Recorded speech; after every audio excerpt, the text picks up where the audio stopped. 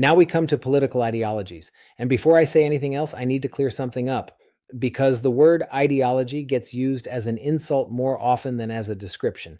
In everyday speech, calling someone ideological is a way of saying they're rigid, dogmatic, unwilling to look at evidence.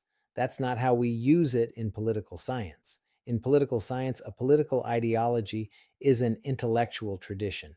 It's a coherent, or at least mostly coherent, set of empirical and normative ideas about human nature, about how history unfolds, and about how political and social systems ought to be organized. Ideologies aren't conspiracies, they aren't propaganda, they're frameworks of thought, and understanding them is essential because politicians, voters, judges, and activists all operate inside one or more of them, often without naming them. There are three major ideological traditions that emerged during the long transition from feudalism to capitalism in the modern age: liberalism, conservatism, and socialism. And then there are several what I'll call minor traditions, though minor doesn't mean unimportant, including anarchism, nationalism, fascism, feminism, and green ideology. The distinction between major and minor is somewhat arbitrary, but it's useful because the minor traditions usually have to be understood in relationship to the major ones.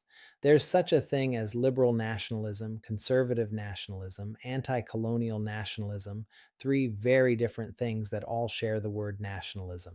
So let's take the major traditions one at a time. Liberalism first, liberalism. And right away, I want to flag something. When American media uses the word liberal, they usually mean someone center left, like a Democrat. That's a narrow American usage. In political science, liberalism is a much broader tradition that includes both American liberals and American conservatives, because both ultimately accept the same basic framework: individual rights, limited government, the rule of law, market economies. Liberalism's defining commitment is the idea that individual freedom is a fundamental value and that government should be limited by a constitution to defend that freedom. The big phrase is limited government. The key thinkers come from a long bench: John Locke, Jeremy Bentham, Immanuel Kant, Montesquieu, Alexis de Tocqueville, Adam Smith, John Stuart Mill in the 17th through 19th centuries, and then Friedrich Hayek, Robert Nozick, and John Rawls in the 20th century. Liberalism splits into three main currents. Classical liberalism is the original. It emerged in the 17th century and emphasizes natural rights, limited government, rule of law, and free markets. John Locke laid down the political foundations, Adam Smith laid down the economic foundations, and classical liberalism itself splits methodologically into two camps: the natural law theorists who, following Locke, argue that rights are inherent and exist prior to any government, and the utilitarians who, following Bentham, argue that policies should be evaluated by whether they produce the greatest good for the greatest number. There's also a refined version called rule utilitarianism, associated with David Hume and later Friedrich Hayek, which says you shouldn't try to calculate utility case by case. Instead, you should evaluate institutions based on their long historical track record of producing good outcomes.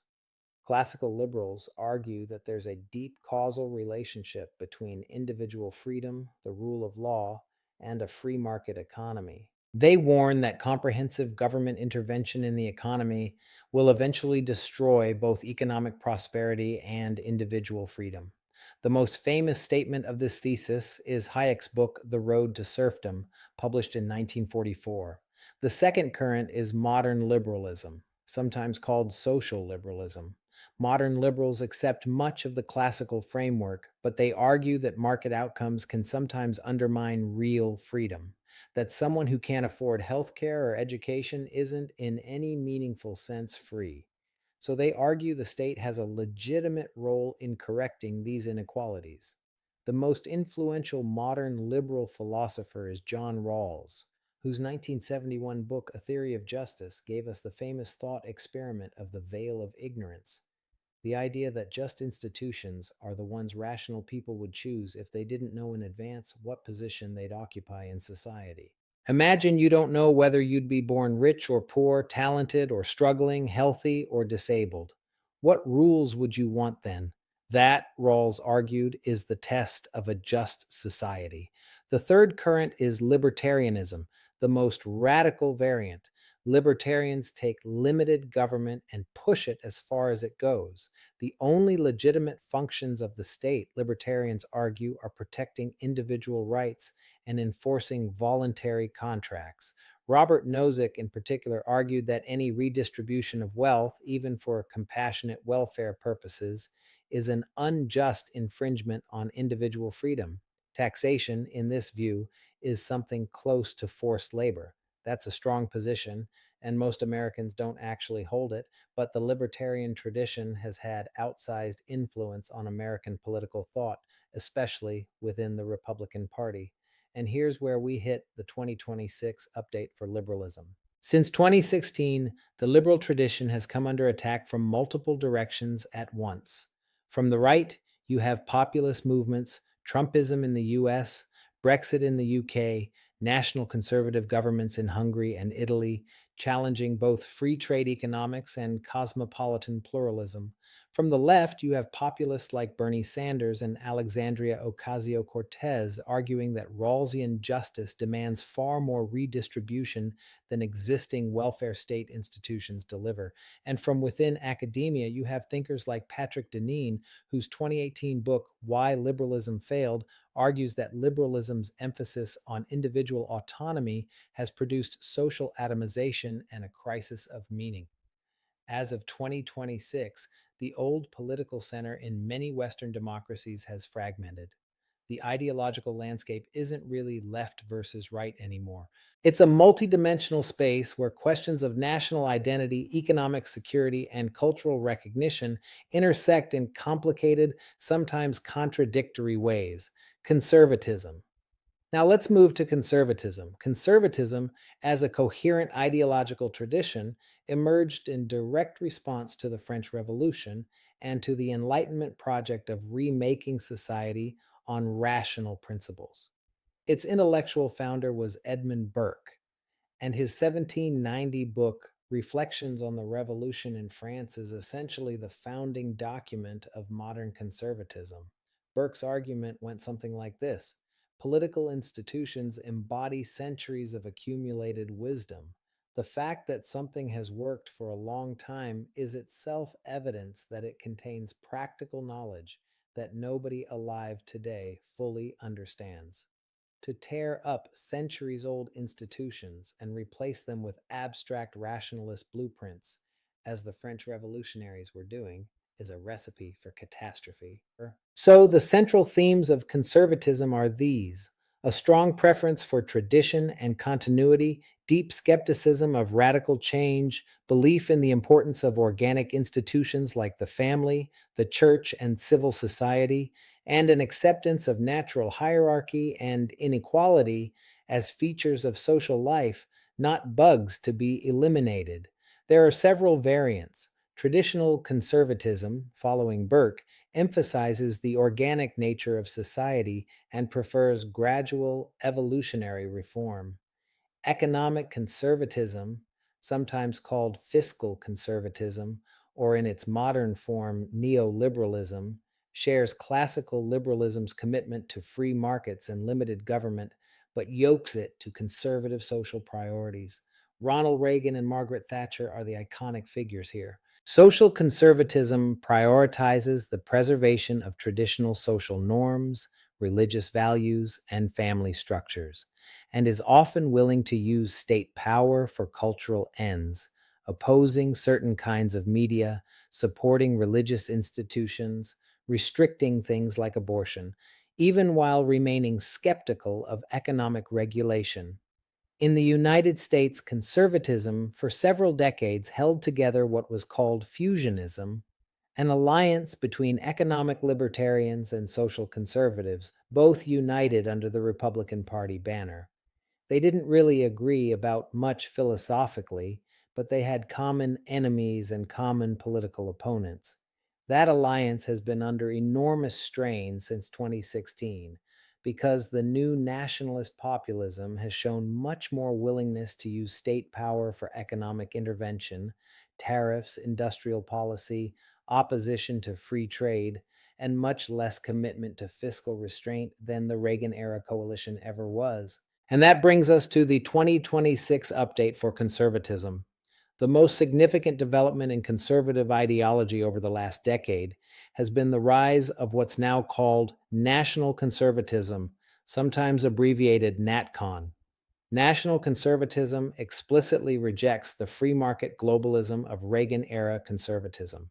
Instead, it embraces nationalism, industrial policy, and a much more assertive role for the state in shaping culture and social institutions. The leading voices include Vice President J.D. Vance, commentator Tucker Carlson, and Senator Josh Hawley here in the United States, and on the theoretical side, the Israeli American thinker Yoram Hazony, whose 2018 book, The Virtue of Nationalism, became a kind of manifesto for the movement.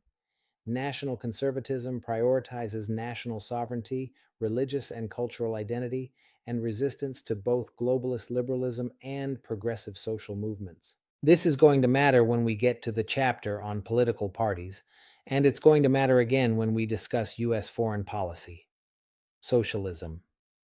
Now let's turn to socialism. Socialism holds that the central problems of modern society, poverty, exploitation, deep inequality, arise from one fundamental cause: the private ownership of the means of production, combined with the profit driven logic of capitalism. The solution, socialists argue, is collective ownership and democratic control of the economy. Now, socialism is a broad spectrum. At one end, you have democratic socialism, which seeks gradual transformation of capitalism through electoral politics. At the other end, you have Marxism Leninism, which seeks revolutionary seizure of state power and the construction of a centrally planned command economy. The foundational theorists are Karl Marx and Friedrich Engels. Their 1848 pamphlet, The Communist Manifesto, and Marx's massive 1867 work capital provided the analytical framework that has shaped socialist thought ever since. Marx argued that all of history is driven by class struggle, the conflict between those who own the means of production, whom he called the bourgeoisie, and those who must sell their labor to survive, whom he called the proletariat. Capitalism, in Marx's analysis, inevitably produces exploitation, alienation, and recurring economic crises. And eventually, Marx predicted it will be overthrown in a proletarian revolution that establishes a communist society with no class distinctions and no state power. That's the theoretical arc. Democratic socialism, associated with the European social democratic parties of the 20th century, took a different practical path. It accepted electoral politics and parliamentary democracy while working to gradually extend public ownership and build out the welfare state. The mixed economy you see in countries like Sweden, Denmark, and Germany, private markets combined with strong public provision of health care, education, housing, and social insurance, is the practical legacy of this tradition. In the United States, the social democratic tradition has historically been weaker. We don't have a major social democratic party, but the Bernie Sanders campaigns in 2016 and 2020 and the policy agenda of the Congressional Progressive Caucus brought democratic socialist ideas back into mainstream American political conversation in a way they hadn't been in nearly a century. The 2026 update for socialism is the fusion of socialist economics with environmentalism, sometimes called eco-socialism, sometimes captured in the slogan of the Green New Deal. The argument here is that the capitalist imperative for endless economic growth is fundamentally incompatible with addressing the climate crisis. So, advocates like Alexandria Ocasio Cortez in the US and the European degrowth movement argue that a real just transition requires public ownership of energy infrastructure and a fundamental rethinking of production and ecological limits. As of 2026, the Inflation Reduction Act passed in 2022 represented the largest single climate investment in U.S. history, but it was structured within a liberal capitalist framework, not a socialist one. And the debate about whether that's adequate, whether market mechanisms alone can solve a planetary crisis, continues. Feminism as political ideology. Feminism is both a social movement and a political ideology, and it argues for the political, economic, social, and cultural equality of the sexes. Most scholars now describe feminism in four waves. First wave feminism, associated with the suffrage movements of the 19th and early 20th centuries, focused primarily on legal equality, then most famously, the right to vote. Second wave feminism, running from the 1960s into the 1980s, broadened the agenda dramatically. Reproductive rights, workplace equality, and a thoroughgoing critique of patriarchal social norms. Third wave feminism, from the 1990s into the 2010s, introduced what may be the single most influential concept in contemporary social thought: intersectionality. Developed by the legal scholar Kimberlé Crenshaw, intersectionality is the recognition that gender oppression doesn't operate in isolation. It intersects with race, class, sexuality, disability, and other dimensions of identity to produce multiple and overlapping forms of disadvantage. A working class Black woman doesn't experience the world as a generic woman or a generic Black person. She experiences it at the specific intersection of those identities. Fourth wave feminism emerged in the 2010s, anchored by the Me Too movement, and focused on sexual violence, harassment, and online misogyny. The Me Too movement gained global momentum in late 2017 after the revelations about Hollywood producer Harvey Weinstein, and it illustrates something important about modern social movements: how the combination of personal testimony, social media mobilization, and sustained institutional pressure can produce cultural change at a speed that older movements would have found unimaginable. Green politics and environmentalism. Finally, green politics. Green political thought places ecological sustainability, the rights of future generations, and the value of the natural world at the center of political analysis. And it does something that almost no other ideology does. It challenges the anthropocentric assumption, the assumption that human beings are the only beings whose interests really count, which liberalism, conservatism, and socialism all share to varying degrees. Green parties have emerged as serious political forces, beginning with the German Greens, Die Grün, in the 1980s, and they've grown significantly in many European countries since then. The political importance of green ideology has expanded dramatically in the 21st century as the scientific consensus on climate change has become unmistakable. The 2015 Paris Agreement and the regular reports from the Intergovernmental Panel on Climate Change have made climate policy a central axis of ideological division in nearly every democracy.